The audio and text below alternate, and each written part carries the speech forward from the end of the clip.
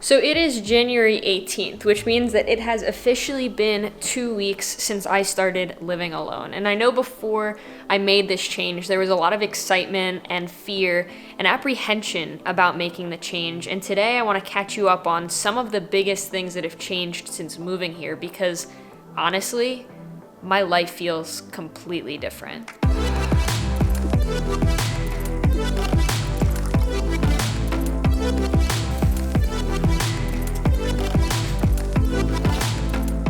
So while lots of things have changed after I've moved out, one thing has stayed the same, and that is that I still eat French toast every single morning. Point number one, you can't heal where you've been hurt.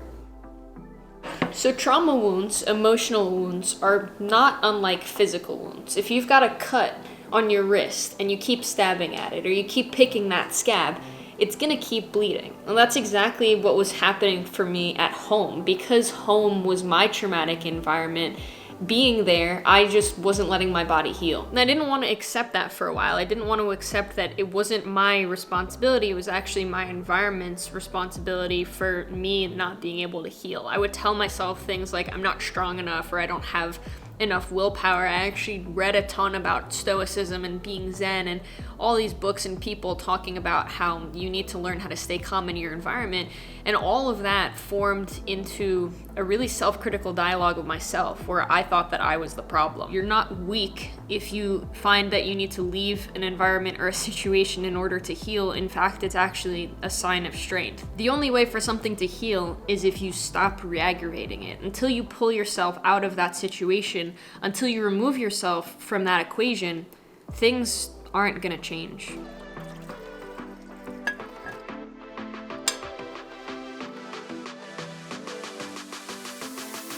Alright, so Emily and I are on our way to the gym, and I was just thinking, like, it's so crazy how 2 weeks ago I was deathly afraid to even just open my apartment door, because I was like, is someone gonna come? Like, am I afraid? Am I safe here? It's just crazy how quickly you can find and establish a new routine once you're just open to the idea. Number 2 is loosening the death grip.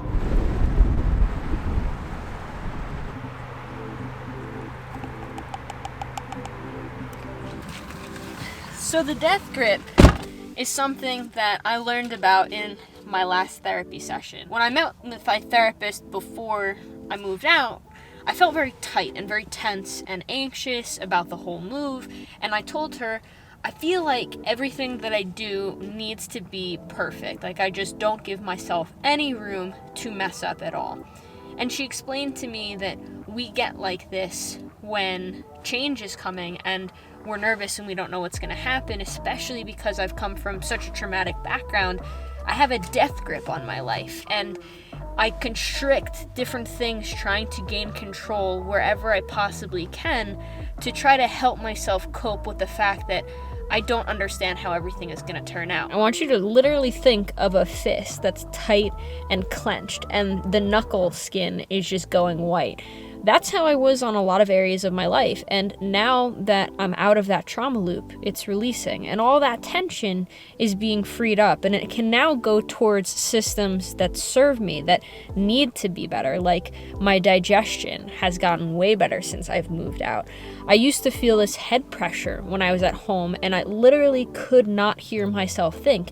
That's gone. So many areas of my life are going better because I put myself in an environment that is conducive to the growth that I've needed all along. When you've got excess tension in your life, it's gonna press on all of these other systems and make life super tense and super labored. So wherever possible, try to relieve that tension, move from places and people that are causing tension points in your life towards calmer areas, and watch your life change.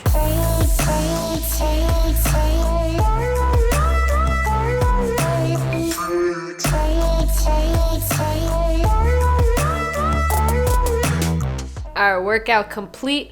I did legs, or attempted to do legs. Honestly, I probably should have taken a rest day today. But right now, I'm training legs twice a week because in the long term, it's going to help me with the challenge down the line. Right now, I'm going to grab a quick bite to eat, and then it's time for point number 3.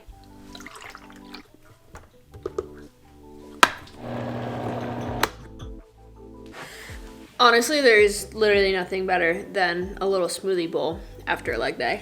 All right, so point number 1 was you can't heal where you've been hurt. The first step to healing is removing yourself from the environment that's triggering you and holding you back. The second point was loosening the death grip, which is something that's going to happen naturally once you move an environment or people or places or hobbies that no longer serve you. You're gonna free up all this extra space that you can use to dedicate towards things that actually do serve you in your life, which is how we get to point number 3, which is becoming the main character in your life. Becoming the main character in your life is what naturally happens once you move away from that defensive position of chronically being on edge and feeling like you need to control every aspect of your life to have some semblance of feeling like you understand what's going on. You have all this extra energy to be on attack, to create, to rise into the position that you maybe have always only dreamed of. Like